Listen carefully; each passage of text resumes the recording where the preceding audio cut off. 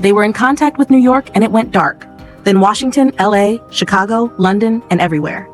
Wherever these tripods are passing, there is no news anymore. He has not seen such before. Those machines were buried since long ago, so there is a master, someone else. These lights, through them, species come right into the machine, right through it. There are sounds of incoming tripods. They have to leave. Since he wasn't on the plane, she can't make a story. He's taking her out. She has to keep her eyes closed and not look around, no matter what happens, and they are going to Boston to her mama. Robbie checks out the area. He asks him to get him. He gets back, and they leave. They are going through towns and villages instead of crowded highways, with a running van. They are going to stay along the Hudson, and will find a bridge and will go to Boston the back way. Asks him to stop calling him Buddy and other names. He can only call him Sir, Dad, or Mr. Raymond. She says Daddy, and she says, yeah, she has to go to the washroom. They stop here and both have to go.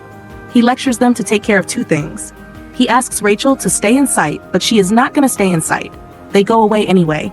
She is far enough at the river and it has a body going. She sees it and behind it are more. Not just more, an entire flood of corpses. He gets him and takes him back. The army is here. Robbie runs and asks them to take him along. They are going very fast and ask him to stay away from the tank. Robbie says, why does he ever care? He wants to go with them and attack the enemies to avenge. Ray says now he should think of a way to not recruit his 10-year-old sister. He says he just wants to care about himself. She asks him not to go anywhere. He takes her with him, and they are on their way. She is sleeping, and there is a radio going on. He is feeling sleepy, and Robbie doesn't have a license, but he never cared about it. They are among a crowd of people going on foot. She observes them. Ahead, there are people who want to stop them. He wakes him up and asks him to take his place. This is the way to a ferry, and people have gathered around because everyone wants to get in a vehicle. They all put on seatbelts. A man gets on top in front. She is trying to calm. He gets him down, barely surviving a woman with a baby, hits into an accident, and people break the windows. He keeps resisting until people take him and Robbie out of the vehicle, and they fight to keep them away. Robbie gets one of them. She keeps screaming, and he asks her to get out of the vehicle. He fires in the air and asks them all to get down and finds Robbie. He is a little injured. Rachel screams as a man wants to take his vehicle. He asks him to just let him take Rachel out. He lets him take her, and the man leaves with it. A man picks up that gun. They get into a cage and sit. There is firing at that man who took the vehicle, and it's taken by the man who took the gun. He cries there, sitting while he keeps Rachel with him. Here are posters about all the missing, and they are almost at the ferry.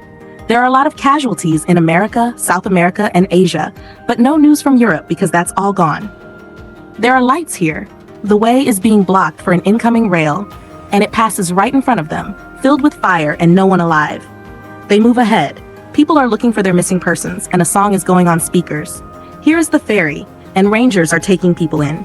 This streamer has space for everyone and will take many turns. A woman thanks him for finding him. She's Cheryl, and this is her daughter, Nora. She sees birds flying away from the waters towards the forests. She focuses and holds his hand. They turn this way and see it.